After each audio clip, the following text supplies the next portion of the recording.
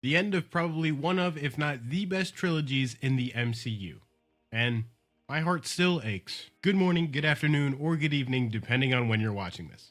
My name is Brandon Aries, and welcome to The Sanctuary. Finally got the chance to see Guardians of the Galaxy Volume 3 with my girlfriend. Here are my thoughts, because I gotta tell you, we loved it. The Guardians trilogy includes 3 of some of the best installments in this ever-expanding MCU. I love these films already, and re-watching them to prepare my girlfriend and I for the 3rd installment led me to getting a new perspective and appreciation for these films. I got to see the film through her perspective. I got to see what characters she liked and didn't like, how the story resonated with her or not, and also important moments, how they might have led some sort of impact on her. I think she was a really big fan of Mary Poppins in the film. I'm Mary Poppins, y'all! But I'll give you an example. One of her favorite characters is Mantis. And Mantis really stepped up in the 3rd installment because to me, she kind of felt like she was doing her best to be the glue of the Guardians, you know, defending and helping Rocket, defending Quill with his grief for Gamora. And then towards the end of the film,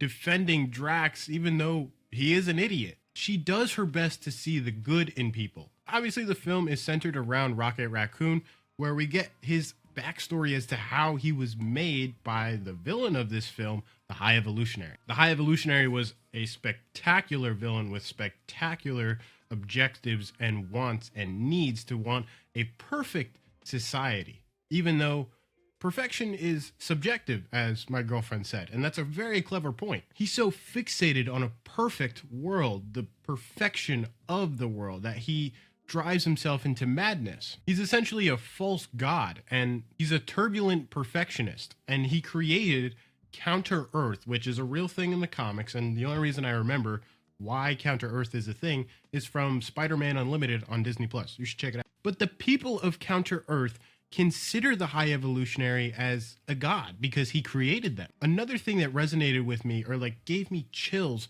was towards the end of the film where the High Evolutionary is like pissed off and he yells at one of his subordinates. He's like, "There is no god. That's why I stepped in." And Counter-Earth, the High Evolutionary, leads to that perfect society mission. But the Guardians call him out on that. And they say, this is your perfect world, your perfect society, when there's still drugs being dealt by your perfect creatures of your perfect world in this perfect society. Before I get into the heavier stuff of Guardians, I want to talk about something a little lighter. Adam Warlock. Now, it was weird, the whole, like, he's still a baby thing. Like, he's still learning how to function in the galaxy. But I felt like most of his time in the film was like a comedic break from the action, the suspense, the thrill. He was just kind of there to help ease into the next area. Obviously, in the beginning of the film, Quill is still grieving over the loss of Gamora, and the current Gamora has no idea really who he is. The love that they shared is not there anymore. Quill tries so hard to convince the old Gamora that they were such an amazing thing, that he loves her so much, but Gamora knows, like, that wasn't me. That was someone else. I'm not that same person. And that's what crushes Peter, is that Gamora doesn't really know who he is, even though they were in love with each other. So that tension of lost love, you can really feel that throughout the film for Peter. And even towards the end, Gamora warms up to maybe being open to that idea, but not right now. And it's funny because when Quill was talking about traits of his Gamora didn't believe it. And she pointed at Nebula and said, "It sounds more like her," which is a segue to my next point. Nebula stepped the hell up in this film. Nebula is essentially like a second in command of the Guardians. And it's amazing to see where she came from in the first one, wanting to kill her sister, wanting just her own vengeance, her own vendetta against Thanos, to leading a new city, becoming a guardian of the galaxy and saving everyone. And I think Endgame was also a big shift of perspective for Nebula, and I think that's why she became so prominent, so important to the Guardians now. It was good seeing Kraglin finally being able to control the arrow that was once Yondu's, as well as the fin. And I like how towards the climax, the battle that's going on in front of Kraglin, he's trying so hard to see if he can master the arrow, and Yondu appears out of nowhere, like, those death silhouettes. He tells him to use his heart. And I liked that little parallel because he said the same thing to Quill in Guardians 2 when it came to using his celestial powers, that he doesn't think, he just uses his heart. Kraglin takes his advice and he's able to control it with ease. I want to talk about Drax because I kind of have some mixed feelings, but they're kind of like put to rest towards the end. So he's obviously an idiot, but towards the end of the film, he kind of makes up for that. And Nebula tells him, like, you weren't born to be a destroyer. You were born to be a dad, because she saw how he took care of those kids that were in the High Evolutionary ship, how he composed himself, and how he was so easy to get through to them. And I think that's a good parallel to the first film where he talked about his wife and daughter. I think deep down he misses that part of himself that was a father. There wasn't a lot of Groot like there was more so in the second film. And that's not necessarily a bad thing. I feel like he was kind of used properly in this film. Except I didn't like how in the end, I mean, yes, it is supposed to be a somber type note, but he strays away from saying, I am Groot. And you just hear Vin Diesel, aka Dom Toretto, go, I love you guys. That threw me off so crazily. I'm like, what? Groot talks now? No, he just says, I am Groot. Maybe that's me just being like a diehard like nerd, being like, he always supposed to say, I am Groot. I digress. Stick with me, we're almost done. I gotta tell you one of my favorite scenes of the film, and that was the Guardian slow walk to No Sleep Till Brooklyn, going into a long choreographed fight scene. And that was such a spectacle.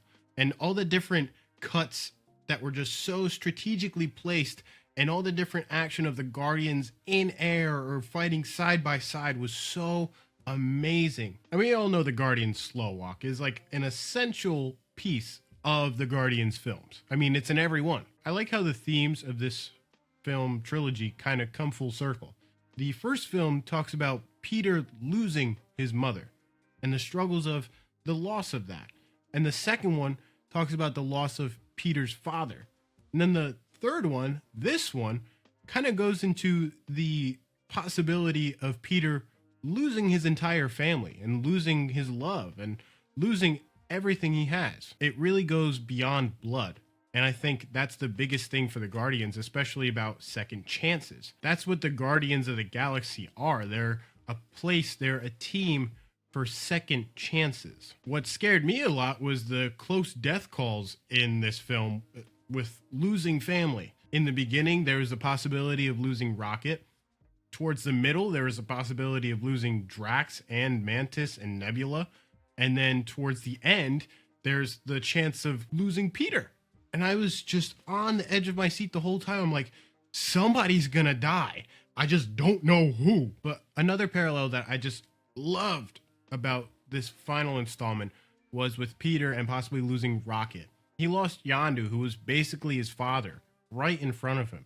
And the last thing he wanted to do was let go of Rocket, because then his friends would have died right in front of him. And he says, I'm not letting him go. Peter's lost so much in his life, and he refuses to lose anyone else. I wanted to talk about this last point in length because the majority of what the story is about, and that's Rocket's past. We obviously meet his friends, Lila, Teefs, and Floor, who were there during the experimentation, and it's good to see that Rocket had a sense of friends, a sense of family before the Guardians, but those were taken away from him, hence why he doesn't like talking about it. Rocket's already felt that loss of friends, that loss of family. That's why he says, I'm done running, because he has his new family now. He has to protect them. He wants to protect them. He wants to keep them safe. And I adore how he went back into that same room that caused him to have all that trauma, and he finds out he's actually a raccoon, and he does everything he can to free the rest of those smaller animal experiments. He does his part. He gives back. He's like, I'm not going to let anyone else go through the same sort of torture I did. I'm going to free all of them. So by the end of the film, there are a new team of Guardians, and there's some old members and there's some new members. Adam Warlock being one of them, Kraglin being another, and Cosmo's a Guardian now. And it was really cool to see Cosmo in a bigger role rather than just, a slight cameo. It was good seeing their powers really come into play here. Overall, I loved Guardians of the Galaxy Volume 3. And it's so sad to think that we're not going to get these same Guardians anymore. I remember when Guardians 1 was first coming out, people had no idea who the Guardians were. They see this movie and they say, man, I love the Guardians. They're so fun. The second one comes out. Oh, Guardians 2?